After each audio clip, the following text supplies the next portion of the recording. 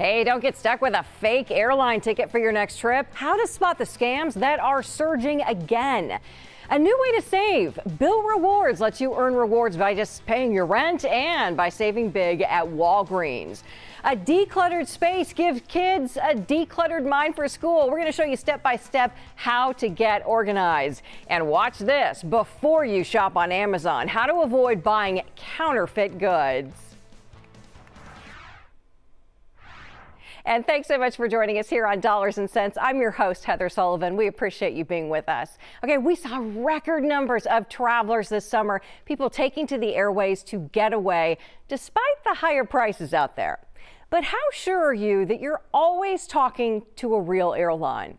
After the CrowdStrike outage in July that grounded flights for several airlines for days, investigators say there was a resurgence of the fake airline scams. Travelers were desperate to contact their airline, and the scammers knew it.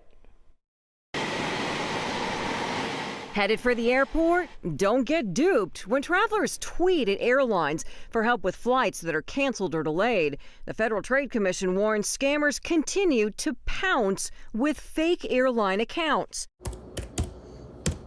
Watch this. I tweeted at Lufthansa for help with a canceled flight.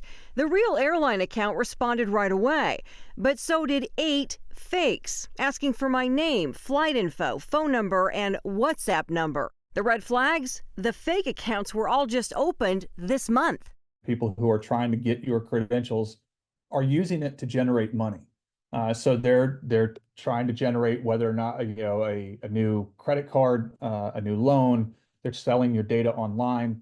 Cybersecurity strategist Paul Keener says travelers looking to book flights also continue to come across links and phone numbers that lead to fake airlines. Irina Maris says that she and her family were trying to buy tickets to fly to their uncle's funeral. She says she called the Tampa airport and was given a number for Frontier Airlines. Frontier Airlines, 1-800-432-1359. He automatically knew. He knew the flight number, he knew the time, where we were going to be flying out, flying in. So I was like, fantastic, let's go ahead and book this. But when Amaris and her family arrived at the airport, they discovered their tickets were fake and they missed the funeral.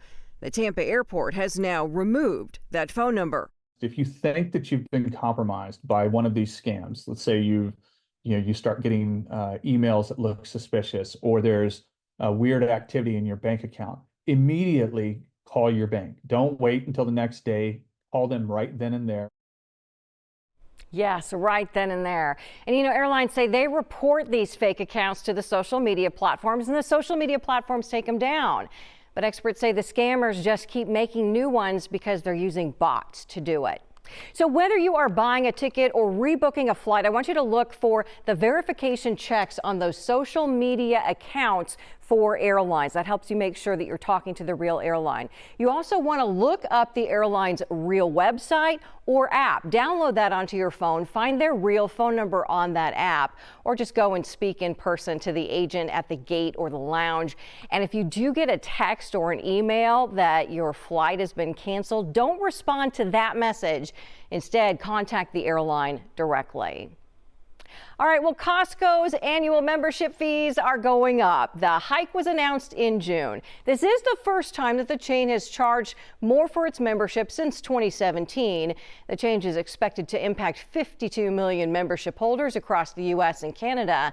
Most memberships are going up from $60 to $65. The executive membership is going up from $120 to $130, but the executive cash back reward program goes up from $1,000 to $1,250. And getting cash back at the store, it's an option. They can save you that extra trip to an ATM. But saving cash really depends on where you go. A federal agency is naming the major retailers that charge you for withdrawing your own money. The Consumer Financial Protection Bureau says Kroger, Dollar General, and Dollar Tree have charged their customers a fee for cash back requests in recent years. The agency says the fees add up to more than $90 million a year. Well, your next trip to Walgreens could cost you a lot less. Here's why. Consumers forfeit hundreds of dollars every year from their unused flex spending accounts or health savings accounts. But now there's an app for that. It's called Built Rewards that can help you save on those everyday purchases. Fox's Eben Brown shows us how it works. Inflation remains stubbornly high, and more Americans are pinching even more pennies. But a new high-tech solution is using an old form of rewarding you for trying to save a buck or two. Built is a company focusing on what they call neighborhood reward programs, making sure you're earning miles or bonus points for simply paying your rent or your mortgage. But now they're expanding to another wallet buster: healthcare spending. Built is partnering with Walgreens, giving customers automatic discounts on products through their own flexible spending accounts or through government programs. The problem is that there isn't easy ways today for customers to take advantage of all the savings that they otherwise could have access to. It's easy to use. After downloading the Built app, just go shopping. The app automatically applies available savings with a single tap of your screen, and you don't need a new credit card. Built members can shop using any form of payment linked to their accounts. Most people don't realize it's not just prescriptions. I mean, everyday things like your cough drops, toothpaste, even sunscreen are eligible for these up to 40% savings, right? And the company also plans to expand into other areas, hoping to improve customers' experiences and save them more money. That's just a more convenient, it's an aspirational experience, and there's value behind it, right? And the Commerce Department says about $4 billion is lost each year to customers who forget they have a flexible spending account or forget how to use it. In Miami, Eben Brown, Fox News. All right, school is back in full swing across our area, which means lots of homework, lots of projects, and that can leave your child's space a bit cluttered, right? And staying organized can really help kids in school. So we invited a home organization specialist, Melanie Summers. She's a professional organizer, and she even specializes in ADHD organizing to help us all get more organized. Thanks so much for being with us. I'm excited to talk to you about this. Likewise. Thank you for having me this morning. Well, first, let's dive into how it can really help children, really students of any age, to be organized. Yeah, that's a great question. I remember going to school as a kid in the 1900s and being very excited about school supplies. So it's really all about motivation at the beginning of the year. So it's a fresh start. And there's also a psychological impact that comes along with being organized. There's a lot of brightly colored items that kids have, and there's branding everything is designed to draw our attention. Marketers know what they're doing. And so clutter is extremely loud, and it can be very distracting and prevent us from having a good learning environment at home. So it's a really good idea. It's actually very crucial to cut the clutter noise so that you can have a space that fosters a good learning environment and focus at home. Okay, so let's dive into how do we do that. And I see you've got some great video on how you've made some of that happen. Tell us your secrets. Absolutely, yeah. So I do homeschool my kids. And so having a learning environment, obviously I have to have a classroom at home. So I've had quite a lot of practice at doing this for myself and for my clients. And the biggest thing comes down to preparing your space. It's a very overwhelming process, which I'm sure we'll get into in a second, but having your space prepped to organize and declutter makes all the difference. So setting up a flat surface area where you can sort through things, having bins or baskets, just dump laundry baskets and use those as a place to use your 4-box method. I usually have about 5 boxes. And then I'm actually starting with something called trash bag therapy, which is basically taking a trash bag and going through all the low-hanging fruit, all of the trash, all the things you don't know you need, that you know you don't need in your space, and just clearing the slate of that. So once that's out of the way and you have those sorting bins set up in that space to sort, then the sort of visual overstimulation of bringing everything out into your space that drives people crazy is a lot less overwhelming. And so you just work from left to right, top to bottom, and go through and categorize everything. And then once that's done, you can get into implementing vertical storage solutions. That is my biggest number one tip. If anybody takes away one thing from this segment, it would be that, is implementing storage systems that eliminate the need to search for things front to back where stuff gets lost in the backs of cabinets and underneath other things. Having things stored vertically on walls or top to bottom in a cabinet can make all of the difference, because you make everything visual without having to search. I love all of these very specific tips. This is fantastic. What's your advice for getting the kids involved in helping with this process?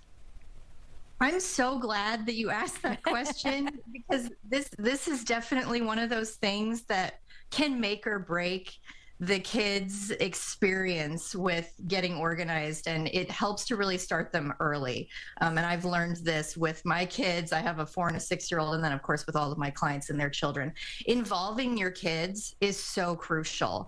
From the moment that they're old enough to show preference, like they can tell you their favorite color, their favorite book, their favorite whatever. Once they start to show preference, you can start to have a conversation with them about how they want their space to function, what they want in their room. You can help your kids curate their space so that it inspires them. And when it comes to a learning environment, it's important to curate the space with things that inspire them. If they like geology, you want to fill their space with rocks. If they like art, you want to involve painting and so on and so forth. Oh, cool. And then it's also and it's also really important to know their learning style. So if they're a kinesthetic learner, making their environment adapt for that. And also if they're a visual learner, things like that. And maybe your kids don't want to be locked away in a room. Maybe they want to be out amongst the people in the dining room and they need a portable homework station, things like that. So Melanie, that can really help to give them ownership. We could talk for hours about this. You have so many great ideas. I'll definitely have you come back and we'll talk some more about it. Melanie Summers, professional organizer, thanks so much for being with us and sharing all these great insights. Yes, you're welcome. Thanks for having me. I'll see you again later. You bet. All right, weren't those really awesome tips? Really, they can help you organize any room. But let's talk now about buying more stuff. You may have been duped on Amazon and not even known it. There are reports suggesting that anywhere from 10 to 60% of products on the site may contain counterfeit components. So Consumer Reporter Steve Noviello shares some tips on how to spot and avoid those fakes. Amazon really taking a proactive approach here. The company even has a counterfeit crimes unit. The report we're talking about comes from Seller App. That's an e-commerce consulting company. And when you look at the numbers, chances are you too may have fallen victim. Now, not a huge deal if you're buying a toothbrush that breaks prematurely, but if you end up riding around on a rechargeable lithium battery that's got counterfeit components, there could be a real danger there. So the folks over at Lifehack have said, listen, here's kind of the best way to mitigate your risk. Number one, try to avoid buying things from third-party sellers on Amazon. Now, I'm not saying that all of them are bad news, but again, this is about adding extra layers of protection for you. And you might not even realize you're doing it. Take a look at these Bose headphones. This is the same page, the same listing, but change the color, and one is shipped by Amazon, another is shipped by a third party. So you might be thinking to yourself, okay, well, what if I just stick with those things that have the little blue check mark next to it? Well, unfortunately, unlike on social media, the blue check mark doesn't mean verified or double checked. All it means is Prime, which essentially means that these items are shipped to you from an Amazon warehouse, which is how they get there so quickly. Well, Amazon has a program called Fulfilled by Amazon that allows third parties to send their products to Amazon warehouses where they're shipped directly to consumers. So again, just because it's being shipped from an Amazon warehouse doesn't mean it's actually being sold by somebody who's not a third party. And as for those reviews, listen, I know that we love to read them, but I would trust the bad ones more than I would trust the good ones. If somebody's on there saying this product is terrible, I would stay away. A company called FakeSpot actually did a big online study of Amazon reviews and found that there were tons of fake ones out there, particularly in categories where folks are not brand loyal, things like slippers, for example. So how do you know you're dealing with the real stuff? Well, when you look at a listing like these JBL speakers, for example, you can actually navigate to that manufacturer's specific storefront on Amazon. That way it gives you the security of buying directly from what's essentially the company website with the convenience of having something shipped to you quickly from Amazon. I'm Steve Noviello. That's my 2 cents. Spend it wisely. We always do. Thanks, Steve. All right, Lyft is now testing its own rider verification program to help keep you safe. The pilot program is similar to what its competitor Uber did earlier this year. It's designed to help drivers verify the person getting into their vehicle, that they are who they say they are. Lyft will verify riders by their legal names. A verification badge will pop up on the customer profile. The program is currently being tested in several U.S. cities, including right here in Houston.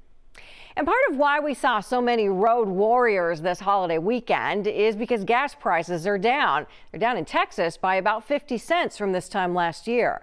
Stephen Dial with Fox 4 in Dallas talks with AAA about why this is happening and what it means for you.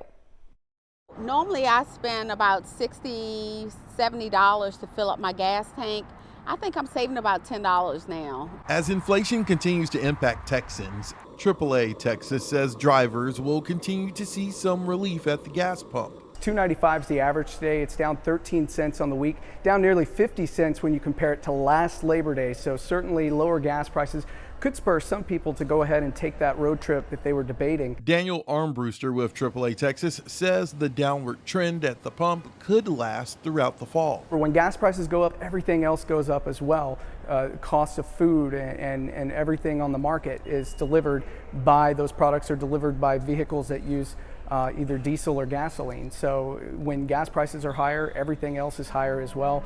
So does that mean that prices will come down on everything? We don't know that, but we do know that gas prices are at least down about 50 cents compared to a year ago, and likely will be a little bit cheaper as we go into the fall. He says while inflation is connected to a lot of things, gas prices are also impacted by things like the conflict in the Middle East and hurricanes. Crude oil prices are about $15 less per barrel. Crude oil is the main ingredient in gasoline, so if crude oil prices stay down, we'll likely see gas prices on the retail level stay down as well. The average for a regular gallon of gas in the Dallas metro is below the state average, sitting at $2.89 a gallon, down from $3.03 last week.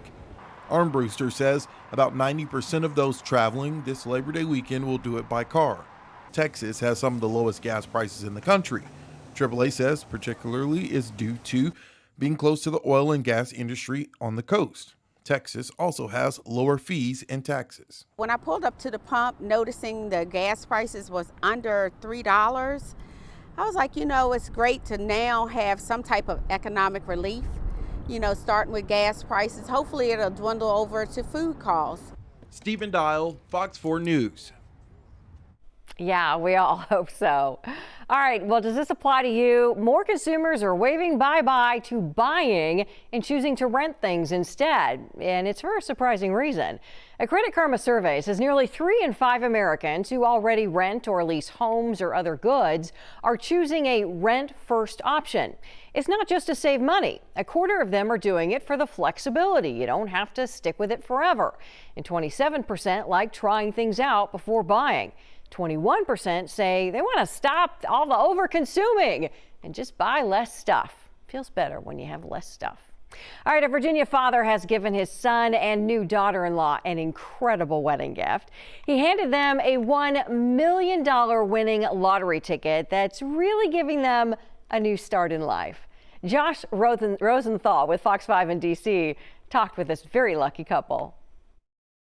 What are some gifts that people gave you guys for your wedding? We got towels. Like a knife set. A personalized cutting board. And then there was the gift that led to this. He said, "This is it. Here you go." Aaron and Kiana Andrews aren't just newlyweds, they're lottery-winning newlyweds. All thanks to Aaron's lotto-playing dad. He was driving past the store, and the store actually put up the sign that we sold a winner prior to him checking his ticket. So Dad checked his recently purchased ticket and found out he won, opting to give the winning cash for life ticket to his son. Once I got off the phone with him, I called her and let her know, and she didn't believe it. And he's like, "No, for real, my dad really did win." And I was like, "No, he didn't." And he's like, "Babe, I'm not kidding. He really did." He wants to set us up for success and his future grandkids up for success as well. I'm very thankful for him. Thankful for him playing the lottery. The ticket allowed the young couple to choose between what the Virginia lottery says is $1,000 every week for life or a lump sum of $1 million. Make some noise, make some noise, make some noise! On the advice of a financial advisor, they opted for the cash, saying they plan to use it to help Aaron's grandma start college funds for their future kids. And eventually, they hope to buy a house. How fiscally responsible, guys. Here's the thing about the house, though. The Andrews are actually mid-move right now. Their plan, which they came up with before the winning ticket, is to move out of their home in Springfield and move in with Aaron's dad in Triangle. They'd hope to stay for a while and save some money. Now, though, it sounds like Pops may have other plans. He was like, yeah, I'm actually really, I'm low-key giving it to him so they can get out of the basement. He said he was only giving you the ticket to get you out of his basement. Yeah.